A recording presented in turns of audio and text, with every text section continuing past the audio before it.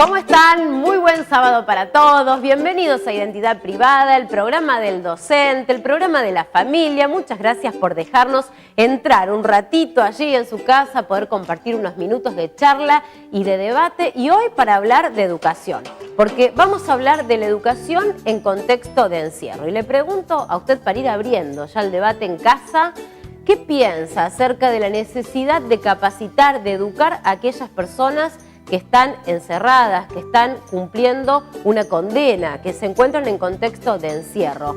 ¿Pensamos realmente en la educación, en la inserción laboral de estas personas? Este es el tema del día de hoy.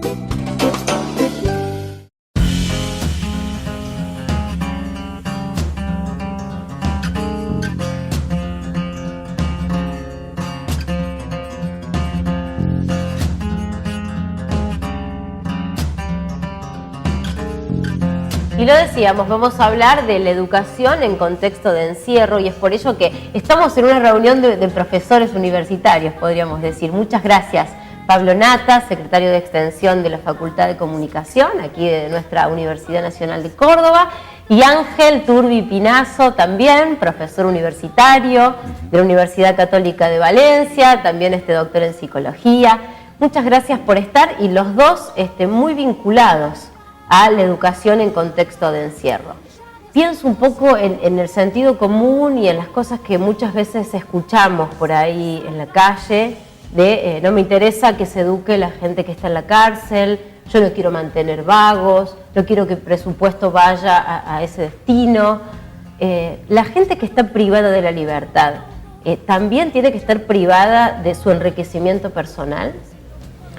No, evidentemente nosotros entendemos en la Universidad Nacional de Córdoba la educación como un derecho, incluso la misma ley de ejecución de la pena privativa de libertad, la 24660, contempla la educación como un mecanismo por el cual las personas que han cometido un delito en un momento determinado de su vida pueden reinsertarse a la sociedad. Este concepto lo discutimos, por supuesto, de distintas maneras, pero la educación es un derecho de toda persona y es un derecho permanente a lo largo de toda su vida.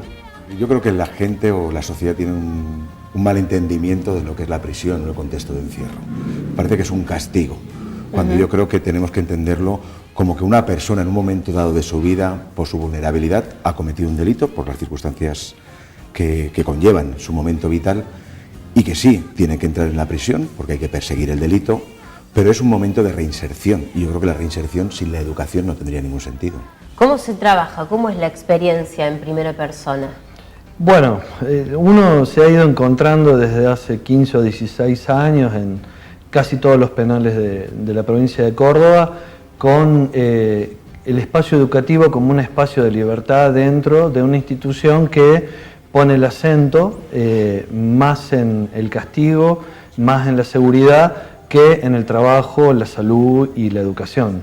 Entonces los talleres de comunicación, los talleres de formación de derechos humanos, los cursos de derechos humanos, terminan siendo, más allá de su contenido, un espacio en el cual las personas privadas de libertad, los presos, las presas, pueden tener un acercamiento a personas que no forman parte de la estructura disciplinar, represiva de las cárceles, con personas que vienen de afuera con otras lógicas, nosotros particularmente en la universidad, y que llevamos otras maneras de relacionarnos también.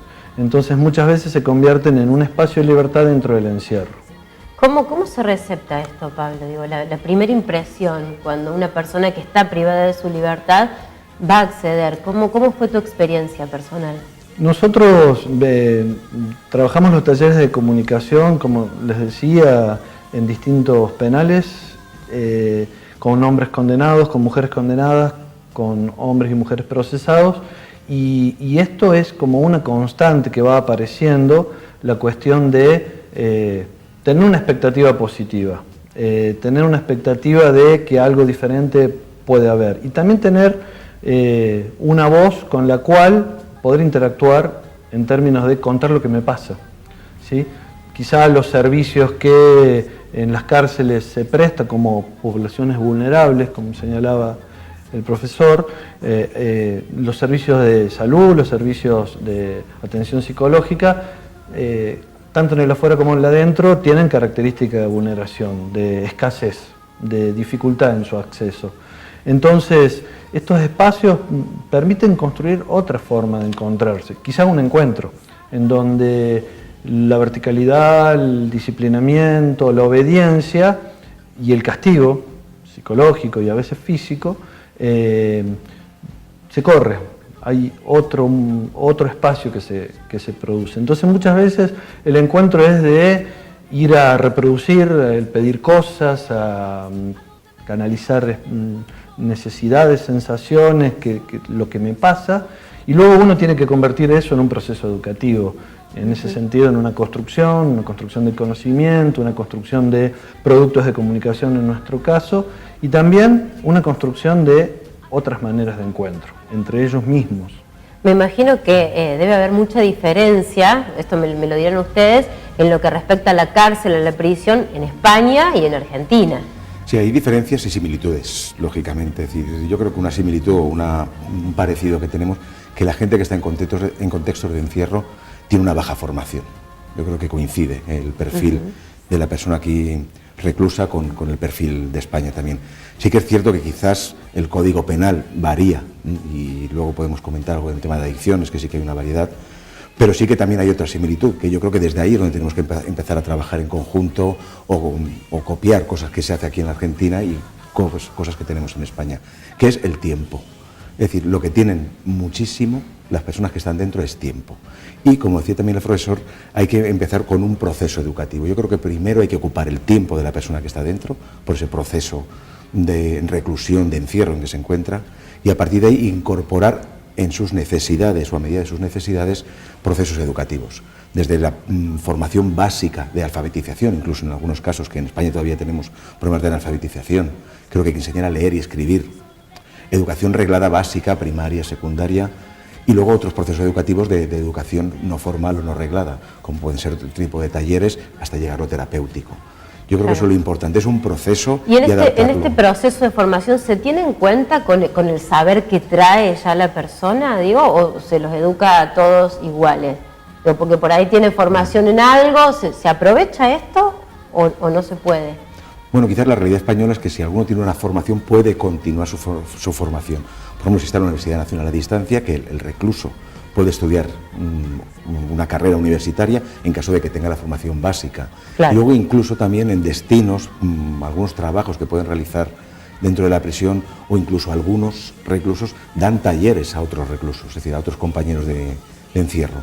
Pero yo creo que es importante también el encuentro, como decía también el profesor, para generar un espacio educativo. Yo creo que la prisión no tiene que ser un espacio de castigo, que quizás tenemos ese mito, y tenemos que convertirlo en un proceso o en un espacio educativo y de reinserción.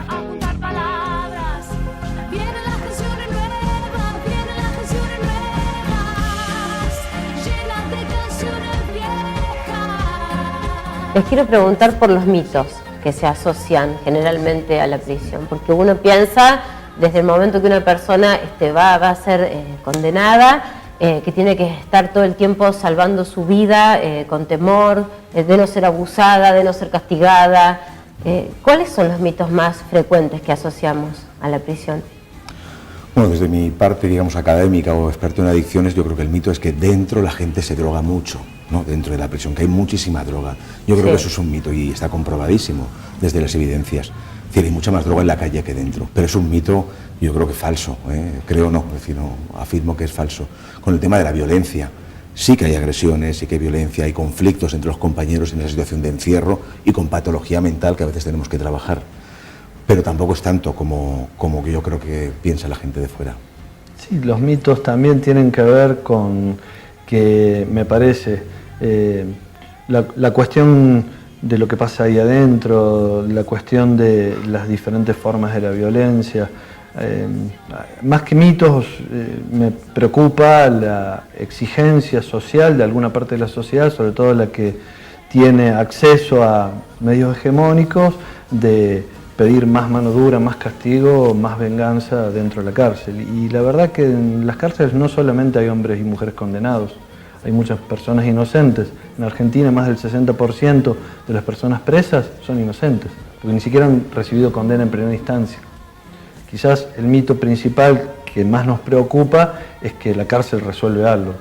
En realidad la cárcel lo que hace es reproducir un orden de exclusión y producir más delincuentes. Bueno, quiero hablar de la condena social ahora, pero si me permiten hacemos una pequeña pausa y continuamos hablando acá de educación.